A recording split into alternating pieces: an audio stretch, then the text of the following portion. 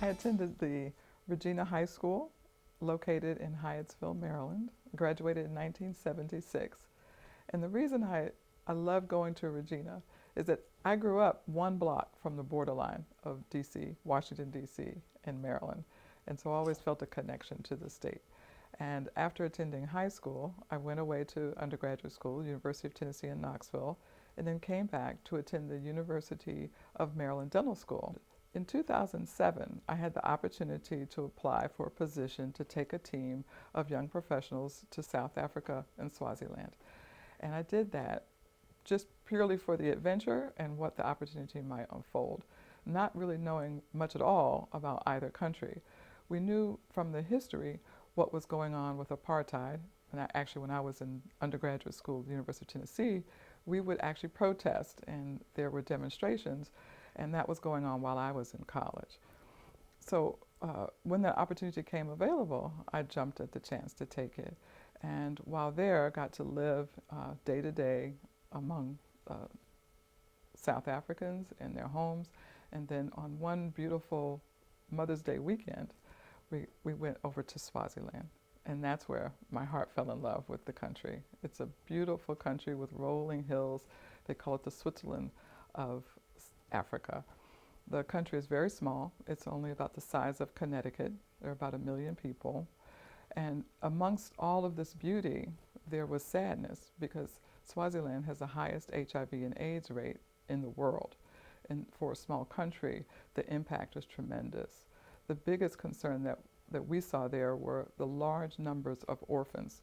There was literally a generation of people that had been wiped out. So you had children heading households. So while there, we had the opportunity to visit an orphanage and also a school for children with disabilities. We had the opportunity, out of a request that the priest made, that could we come back and could we help his teachers? Was just so happened I had a teacher on that trip that was a special education teacher. And we both had our hearts melt on that trip at that weekend. I took the request and I said, well, there's got to be something that I could do. And that was in 2007. So we came home, thought about it, and we were able to, by 2009, to go back and have an exploratory mission to go visit schools. We visited that school, and we also visited another school, the Njabelweni School, and that was for street children.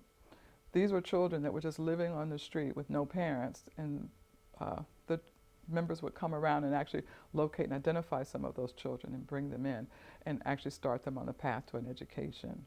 So we, in 2010, developed a team of teachers, of special education teachers, to go to those schools and deliver education and deliver teaching to the teachers. So it was a teach the teacher type of trip.